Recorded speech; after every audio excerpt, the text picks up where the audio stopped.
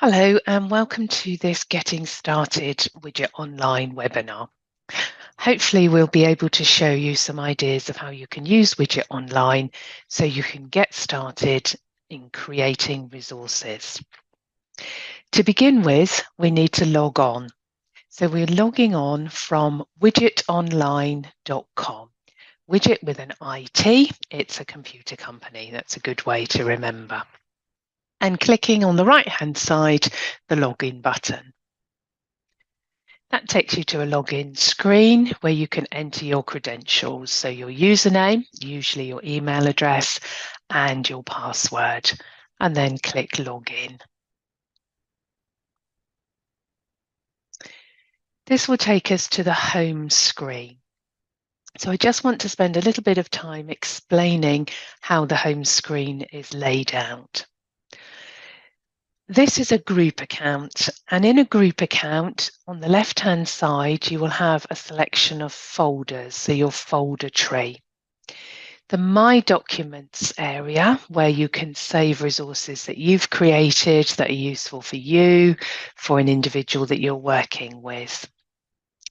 And also a shared folders area. Now, the shared folders area is where you can save resources that you've created that would be useful for colleagues in your organisation so that they don't have to create from scratch. They can take the resource that you've made, adapt it, amend it, or use it just as it is. Now, if I wanted to add new folders into shared folders, I would simply select and then click New Folder, which would allow me to put in a new folder with a phonics, or visual timetables, or whatever title I need, and create. And that will have put that into my shared folders so that I'm ready to add resources once I've created them. You also have a My Templates and a Shared Templates area. So just as you create resources, so you can also create your own templates, blank templates that you can then populate using the given one templates that we have provided. So let's then have a look at another area of the home page, and this is the top menu bar. So just working through that, Create button allows me to create a blank document. So this is a symbolized word processor used for social stories, transition booklets, recount, instructions, anywhere where you have continuous text. And then using one of our ready-made templates. So you can create a resource just by populating one of these templates very quickly and easily because all the formatting has been done for you. And we're going to have a look at those a little bit later on. The documents, this will link us back to this home page. So it will take us back wherever we are and bring us back to our home page. Your resources button will take you into the additional resources that come as part of your subscription. Now, depending on the level of subscription you have will depend on which resources are available to you. But the way that you install those is the same. You would simply choose the one that you wanted, click on Install Resource Pack, either put into My Documents if it's just something that you're going to use, or preferably put it into shared folders because all other colleagues are likely to want to access it as well. So we'll click Shared Folders, Install, and that will put that into my shared folders so that I can use it and so can my colleagues. View allows you to have a look at all the documents that you have created, and we'll have a look at that once we've made some. And then you have your Help button. So your Help button will take you to the Help manual. It opens in a new tab, but will allow you to look through and find all of the areas of Widget Online and the help that you can access there. We also have some help sheets. So I'll show you where you can find those while we're talking about help. Those you will find on the main Widgit website, www.widgit.com, under the support section. So we're looking at Widgit Online, and we want to have a look at the help sheets. So downloadable PDFs that allow you to work step by step through all of the features and help you to set up group accounts, to have a look at what you can do with symbols, and lots of projects as well that you can work through. So those are the two areas for help. You can access through, as I said before, the help menu or from the main website. To get back, I can either click on the documents or on the Widgit Online logo, and that takes me back to my home page. On the far right-hand side, under My Account, there are a number of other elements that you may need to look at. So your settings, if you're in a group account, the group settings, a possibility here for renewing for subscriptions in later years, your image library, which we'll talk about once we're creating resources, where you'll find word lists, and obviously the ability to log out from here as well. But we want to get on and create our own resources. Now, there are various ways of doing that, either from the Create button, top left, or from the buttons in the home screen. So you can create a document, as I mentioned before, a symbolized word processor, or you can create from a template. We're going to start by looking at templates. There are a lot of different folders and a lot of different templates, all arranged on the left-hand side within the folder development there. So you can choose any of these particular folders and just scan through and see which different templates are available.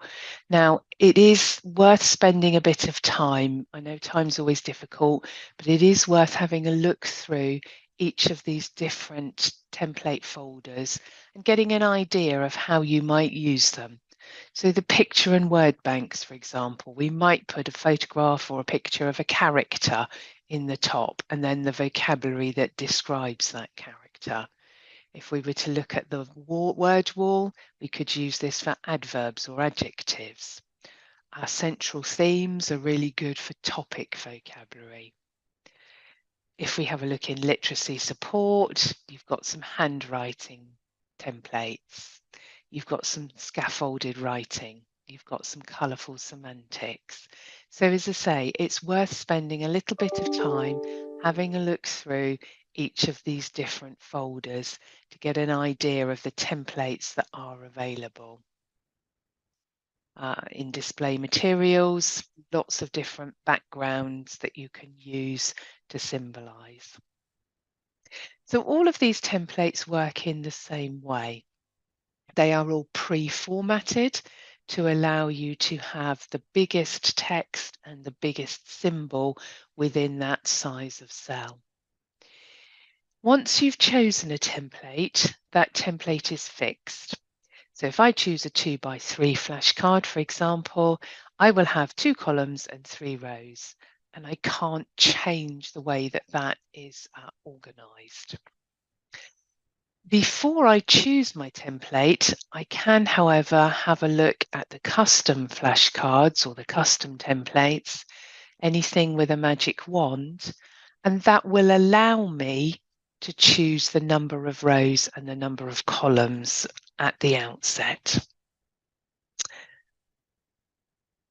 So let's go back there. So we're going to just choose a very simple 2x3 flashcard to have a look at and to have a look at how the symbols work within that template. So it's a left click to select. Some templates will have a header and a footer. If they do, they are text only. So I can just type my text in for my header. And then, as you can see, I can move to my cell. First, type text. So that is what I do. I type in the word and the symbol will appear automatically. I don't have to go looking for it. I don't have to drag it, cut and paste. I simply type the word and that symbol will appear automatically. When I need to move to the next cell, I can do that by using my mouse or by using Tab on the keyboard. If I accidentally press return, which happens because that's just part of our motor memory, the cell is expecting more text to be typed in. That's fine if that's what you need to do. If you don't, just press backspace and that will return everything to its original sizing. Any alternatives to the symbol will appear in the symbol chooser on the right-hand side. So we can again simply select, left click, and change the symbol in that cell. So I'm just going to go and type in a few different symbols so that you can see some of the features that we have within Widgit Online. And then I will talk through those. So within the symbol set, you have over 20,000 symbols. But there are times when you might want a different word to go with a symbol or a different symbol to go with your word. So you have the functionality to be able to change symbols and vocabulary. And that's done through the formatting ribbon. Now, Widgit Online is arranged in ribbons. So if you're familiar with Microsoft products, it's the same basis, ribbon organization. And if I hover over an icon, it will tell me what that feature does. So I can find out what it is that I want to do by hovering my mouse over the specific icons. So I'm going to move my cursor into the first cell and I'm going to change symbol text. So what that does is keep the symbol but change the word. So I can put the name of my school into this box, this cell, and it will rename the symbol with the name of my school and click OK. Now that's remembered while I'm in this session, but if I want to have that remembered the whole time so I can use it in every session, then I need to save those changes and we'll have a little look at that in a moment. Moving on to the cell with the dog. So we have some alternatives, but I can also search my symbol library. So using the search engine, I can search for perhaps a different breed of dog and then simply left click to replace the existing symbol with the new one. So that's really good for personalization. But I can also use that search engine area to find any symbols that I want by typing in the specific vocabulary. Now, where I have a symbol that has skin or flesh, so I'm looking at the word quiet, I can also change the skin tone. So again, it makes it more personal. So using the skin tone icon, I can choose the skin tone that is more relevant to the individual that I'm working with, making the choices as to whatever is relevant. Where I have a group of people, so any symbol that has more than one person, so I'm looking at the moment at crowd, I can have changes to the skin tone. The default option is varied because it's inclusive, but if I want a different skin tone, I can take the default off and I can choose the one that I want that again suits the group that I'm working with. Let's put that default back on again. Okay, so different ways that you can manipulate the symbols to make them more personal. Another way, looking at sit, again, choosing a different symbol from the right-hand side. So I'm going to choose the sitting down person on the floor. But I want to change the colours of this symbol because that doesn't reflect school uniform colours or the colours of the clothes that I was wearing today. And I can do that through the artist palette. Again, a left click to select. And now I'm going to choose the colour that I want to change. So I want to change this mustard, and I'm going to change that to a royal blue. I want to change these blue trousers to grey trousers and the brown shoes to black shoes. And OK. And that's changed the colours. I still have the original, but I also have my new one to use while I'm in this document. If I want to save that, then I can do so. And again, we'll have a look at that in a moment. So you have all of your symbols, but there are times when you might want to add a photograph, a specific person, a specific place, maybe a very specific item. And that's very easily done through your image library. So your image library on the right-hand side. Now this contains images that you have previously uploaded. If you haven't got any yet because you're starting out, then you simply go to Upload Image, choose File. That takes you into your computer wherever you have photographs stored. Select the photograph that you want, open and upload image, and that will put it into your image library. Now there is a help sheet for this, and obviously you can stop this video and go over it again if you're looking to remember how to do things. So to actually put that photograph in, that image into the cell, all I need to do now is left click and it will automatically replace the symbol that was there. To create a new page, I've got the plus button, which will add a page before, or the one at the bottom, which will add a page after. And that will add a page in identical format to the template that I first selected. So if I now type dog, it will remember that I had changed that to a specific breed of dog. I type Mrs. Grayson, it will remember the photograph that we attached to that name. A third option for images is web images. Now these are again on the right hand side, and these are powered by Pixabay, which is similar to Google, but all the images in Pixabay are vetted and they are all copyright free for your use. So if I type in my cell Pokemon, for example, there isn't a widget symbol for Pokemon. I don't have a photograph in my image library, but I can go and see whether there's anything in Pixabay. So I can type Pokemon and up come all of the images related to Pokemon. There are over 4 million images within the Pixabay library. I can then choose the one that I want, and again, it's just a left click, and that will put that into my cell. So you've got lots of different options, your symbols, photographs, and web images. Now, at the moment, I've only put in one symbol or photograph into each cell.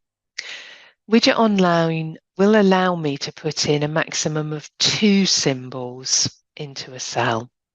So if I were to type more bubbles, for example, what happens is that my database picks up the symbol for more, but in my symbol chooser on the right-hand side, I have all the symbols I need.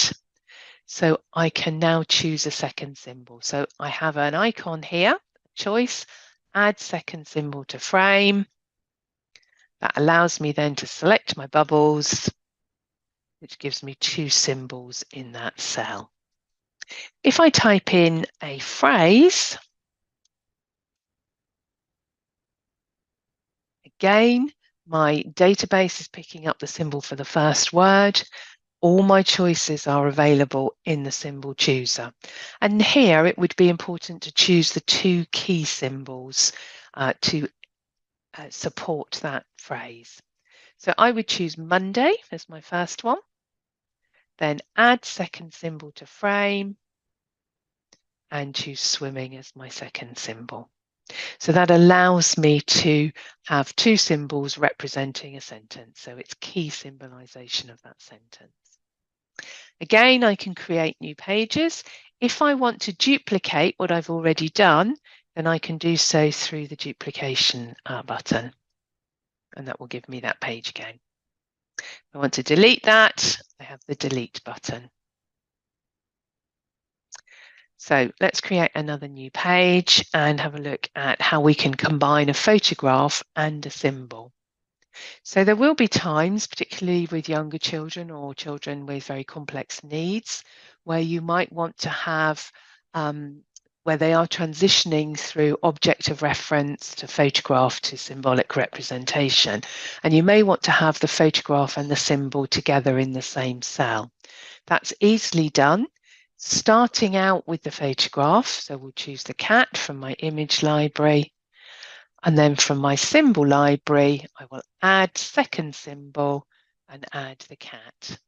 So that can be supportive in terms of understanding that symbolic representation. Just going to type in a couple of other words here. So a mouse and a house. To have a look at how we might alter the overall look of our templates and our resources. So if I look at the mouse, I might want to just have a symbol only. So again, on my formatting ribbon, I've got choices of the content of that cell. So I can have symbol only, I can have text below symbol, text above symbol, and text only. So I have those choices available to me. I also have the choice of how the overall look of that cell or the whole table or the whole resource. So if I want to change the background color of this cell, then I can click on the background color icon and I can choose a different background color. If I move to the house and I want to change the border color, then I can click on the border color icon and the color I want. I can change the thickness of that, whether it has a corner, rounded or rectangular, and whether I have a shadow on my cell. So I can take that shadow off. So being able to change the background color, being able to change the border color allows you to create your resources for items such as colorful semantics, zones of regulation, or even if you just want to color code certain things. So you might want to color code vegetarian food as opposed to non-vegetarian. So you can use the background colors and the border colors for all sorts of different reasons. I've also got an option to change the paper color. So if I were to use this on an interactive whiteboard, if I'm brainstorming vocabulary, for example, then I can change the background color to something that doesn't have the same black on white glare. And under more colors, I have the option to choose any type of color I want and to put in a code. So if there's an optometrist code for a child with Erland syndrome, then you can actually put that color code in and you will get exactly that background color. So we've had a look through really the formatting ribbon. If I have a quick look at the tools ribbon, you'll see that you can copy this out as an image. So I can take this and copy it and put it into Word or PowerPoint. You can see that I've got options for selecting different areas. So select table will be just this page. Select all will be every page. and then select frames will allow me to choose specific frames that I might want to change the background or the border color of. So I go back to the formatting ribbon, we can change that one. So you can do it all in one go. You don't have to do it separately. The Tools ribbon is also where you will find the settings for changing and saving symbols. So we changed several symbols. We changed the name of the symbol for school, we changed the dog symbol, we put a photograph in, we changed the color of a symbol. So my Tools ribbon, Save Symbol Changes, allows me to keep those permanently, so I don't have to change them each time. The left-hand side will show you the changes you've made. The right-hand side will show you your available word lists. Now, at the moment, you only have a user word list. That's the generic one. That's the one that's always available every time you log in. So if we want to include all of these into my user word list, we just select Add All and OK, and that will then save those for future use. If I want to make a specific word list, so this might be because this is for a specific class or a specific child, then I can make a new word list. So I just type in the name, make new word list. That then appears on the right-hand side, and I can then select that one. And again, add all and OK. So those have now gone into the word list called Sue, which I can enable and disable whenever I want. My user word list is there all the time. Those word lists are found in symbol settings on the Tools ribbon. So you can see that because I'm in this document, my in-use word list is using Sue, and as I say, the user one all the time. If I didn't want to use that anymore, I could select it and disable it. If I come to do another document and I want those symbols, then I select and enable. So I can choose the word lists that I'm working with. Also, in this particular area, Tools, Symbol Settings, we have more options.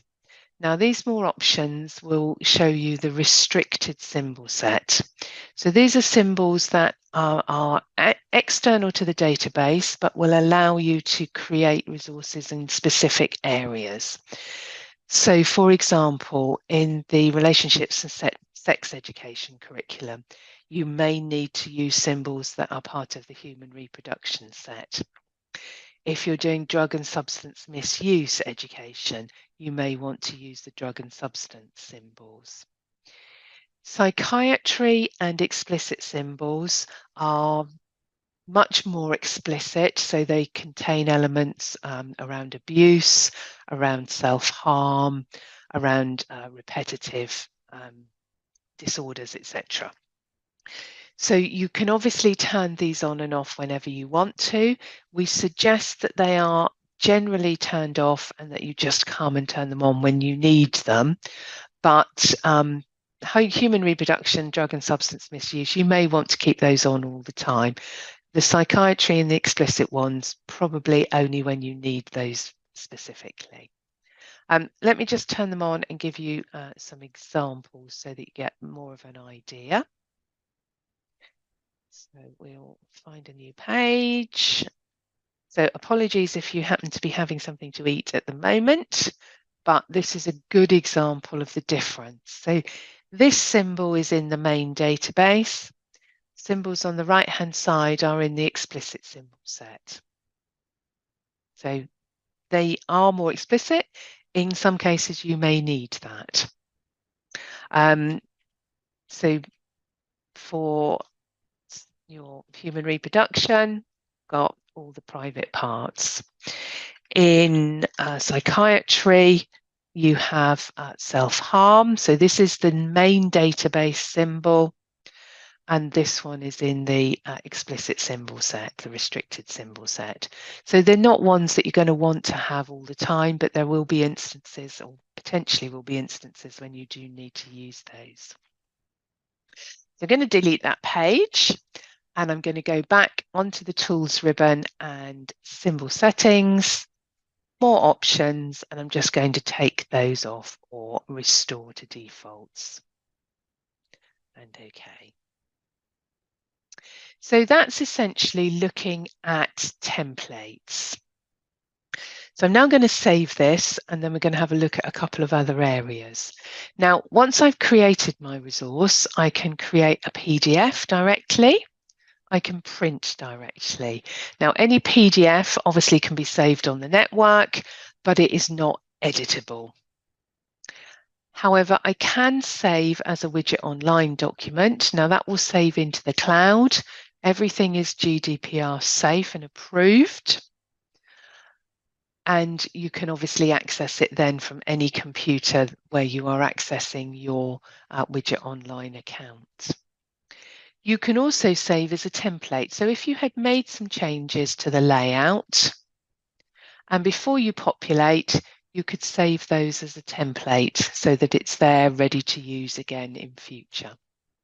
But this is a document and we want to save it as a document. So I'm going to choose Save As, top left. So either in My Documents or in Shared Folders, any one of those particular ones, just by left clicking and selecting, you can see they turn yellow, and that's where it will be saved. We'll put this one in here. This is a webinar example, and OK. So that's telling me that it's now saving. My home icon on the top left, or the black cross top right, will take me back to that home page. And you can see here that has been created. So I can click on it, get back into it, edit it. I can create a PDF. I've also got something called View. So if I just click on View, this creates what I tend to call a PDF online. And what's really good about this is that it has a direct link to where this is stored in the cloud. So this is a unique address for this resource. So I can copy this, I can paste it into an email to send home or to colleagues. I can paste it onto a website or a homework Moodle page. And anyone who has that link just clicks on it. They don't register, they don't sign in, they don't pay. They click on the link so they can see this resource. Now that can be viewed on a phone, a tablet, or a computer, and it can also be read aloud. So I'm just going to change the speed here. So if I click on this, Thornhill School. It will read it aloud. Quiet. So this is a really good way of getting resources to individuals without having to print them. And again, it has that added advantage of being able to hear it. There are a range of different voices that can be chosen. And as you saw, there are two speeds, standard and slower. And slower tends to be the better one to use. Here, if I want to go back to the home page, then I can click on Widgit Online, and that will take me back to my home page where I can start to create new resources again. So we're going to create from a template. This time we'll do it from the drop-down menu. So use template. And I'm going to just show you one of the other really good features. So I'm going to choose a vocabulary sheet. And on my Tools ribbon, I have an icon called Populate Frames. Now, what this allows me to do is to copy and paste a list, or to type a list into the box, and that will then automatically be symbolized. So this could be a list of words from a speech and language therapist.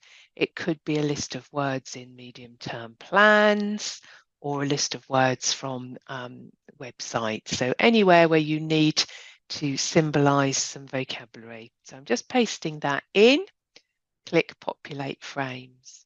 Those words have gone in very, very quickly. Symbols follow straight away afterwards. New page is automatically created. So I don't have to do anything other than just give it a quick check to make sure that the right symbols have been chosen. So that's populate frames.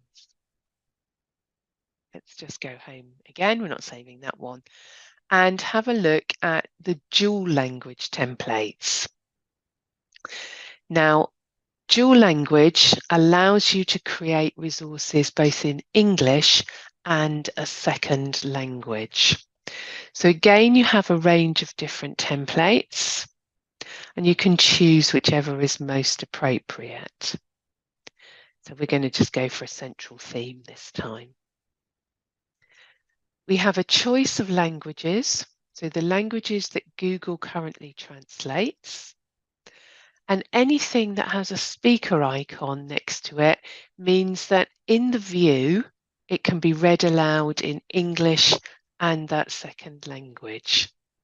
So if I were to have a look at Romanian, for example, create my document. So I create this in English. And then I can just put some vocabulary in. Oops. Accidentally hit the caps lock. Let's try that again. Rain, cloud,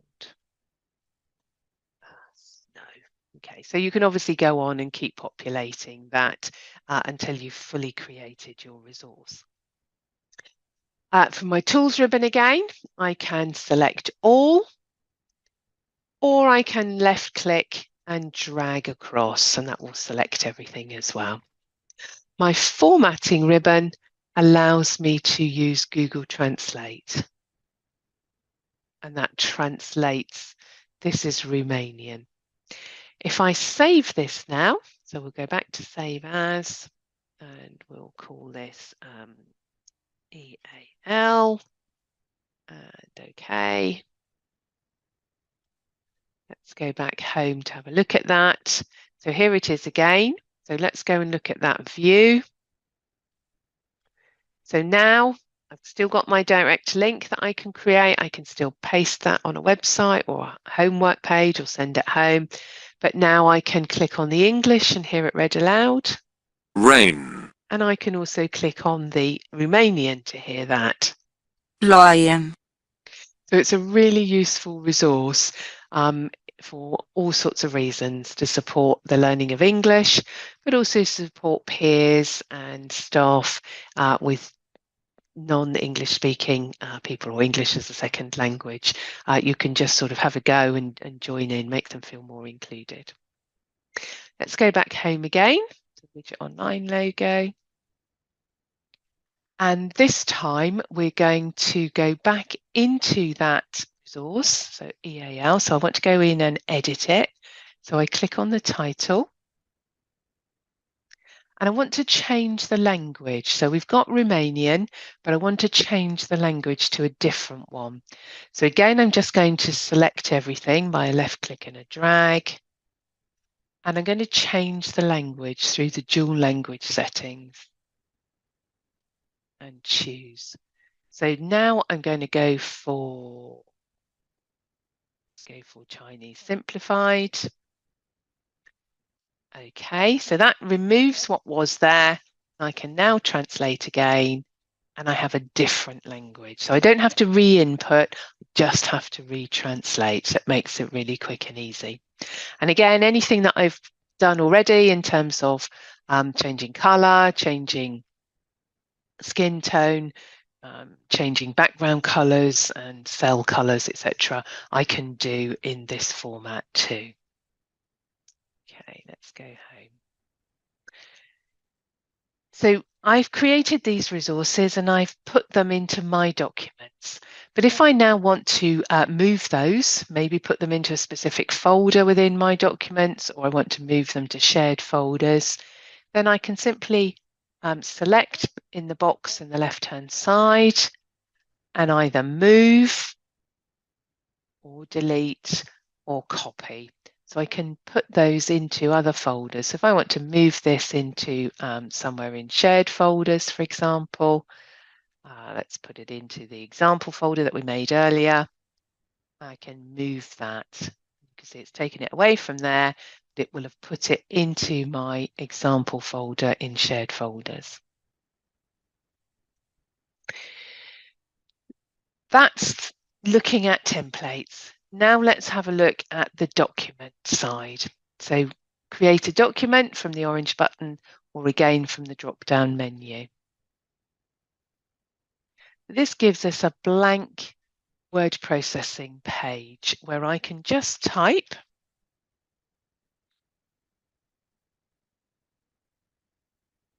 and again my symbols will appear automatically.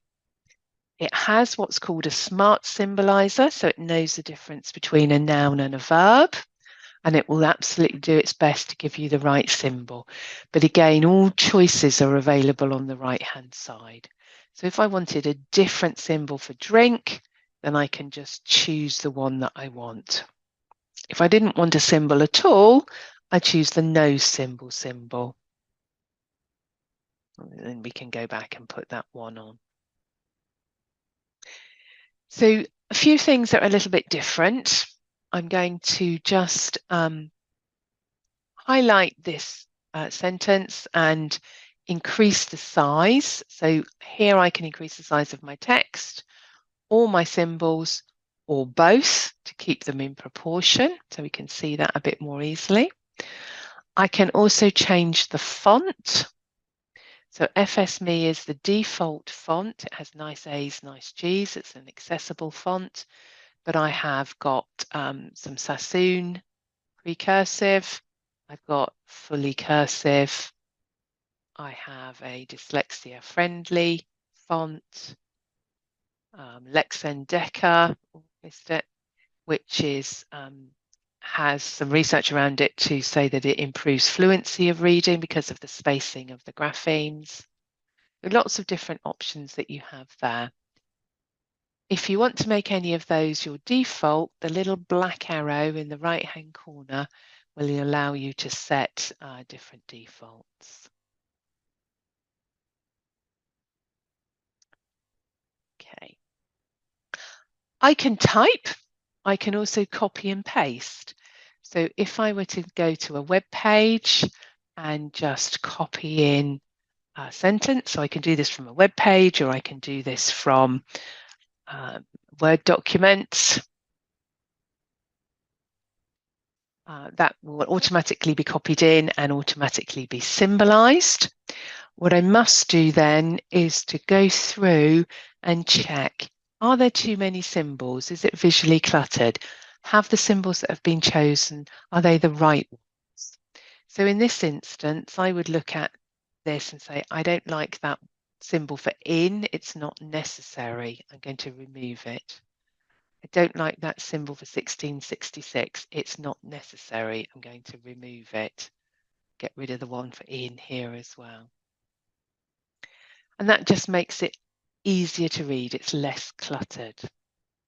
We do have some rules for good symbolization on our website, and you can find those from the home page about symbols and guide to good symbol content. There are lots here, but 5 basic rules is a good starting point. So it just gives you some basic ideas of how to get good symbolization so that it's really legible and easy for your individuals to use. So that's about symbols, guide to good symbol content, and 5 basic tips. Let's go back. All the things that we did in the templates, we can do in the document. So if I wanted to change the word that goes with this word fire, or in this instance, actually remove the word and put in some underlines so that I'm creating a comprehension activity, then it's very simple to do that. I might then decide to give some support, either the whole word with the symbol, which would mean it's more of a matching activity, but the child would need to write the word fire, or I can use text only, and just type the words, or we can use nothing at all, and therefore the child has to access their vocabulary to decide what word should go here. So you can obviously do that with a few words and create that closed comprehension activity. I could use this for stories to help or social stories. And if I did that, or if I was making a transition booklet, or I was doing some form of recount, then I would probably want to add a photograph. And I can do that through the image library.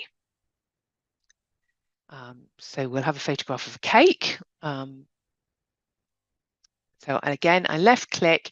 Now this time there isn't a cell for it to automatically go into. So I do need to left click and drag and find the box where I can actually drop it. So left justified, middle, or right justified. So we're going to put it in the middle, going to make it a bit bigger, and then we're going to write with symbols and text. My name is Sue.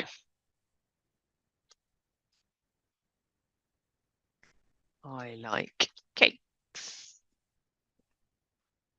Now we can use leave the cake symbol there, or we could use the specific photograph. And to do that, again, I can left click and drag, and this time drop it over the symbol.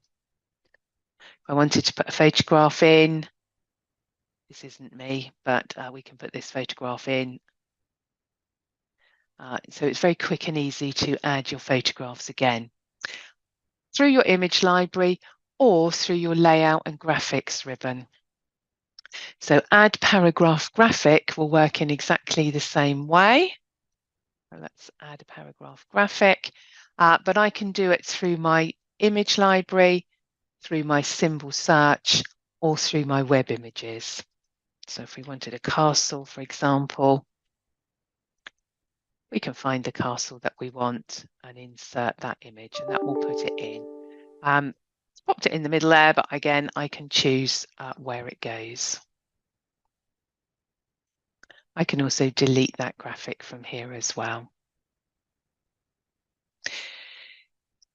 Mostly, Widgit Online is used by support staff, adults to create resources for end users. But it is possible for it to be used by children to create resources themselves. And there are some tools that would be useful for those individuals. So if I go to my tools ribbon and then type, if I don't spell the word correctly, then I don't get a symbol. So it's quite a motivator for the child actually to get the correct spelling. And then the symbol appears. I can also hear this read aloud. So text to speech, which can help the child to self-check. I can spell. There is also an option for speech input. So it uses the engine of your browser, speech engine of your browser, and will allow you, the child, to dictate. It is obviously dependent on pronunciation and articulation, but it's well worth a try for a child who is a reluctant writer. Again, I can copy out. So if I just choose what I want to copy, then copy as image, and I can copy that and paste it into PowerPoint, Word, etc. On my layout and graphics ribbon, you will see the page setup, and this will allow you to choose whether it's landscape or portrait, and again, your background colors. So we can choose wherever we want to go, and you can create that resource. Once again, I can create a PDF, or I can save directly. So let's just save this one again. So this is document. So we can go back and see it on that home page. So we can go back to the house, takes me back to my home page. And again, you can see there that it has appeared. If I go back now to my main menu bar, and we mentioned view before. So if I have a look at view all, this will show me in a different layout all the documents that I have created. So here's the document, all the documents within that folder. So these are the documents in my document folder. If I go to shared documents, it will show me the folders. And if I go into example, this is the one that I created before, the dual language one. If I were to go into one of the downloaded packs, again, you can see all of the different folders, and within that, all of the different resources that are there. So view allows you to have a look at everything in a different layout. And if I then want to have a look at these, if I click on it, it will open it in that PDF online. So I can't edit it from this view mode. If I want to edit, then I would need to go back to my home page and find it in my folder tree. So I hope that that is enough to get you started. If you do have any questions or you need any further support, then please do contact us. We'd be very happy to help you. You can email us at support@widgit.com. Again, remember Widgit with an IT, and the team would be very happy to get back to you and help you in any way that they can. Thank you for listening to this Getting Started webinar.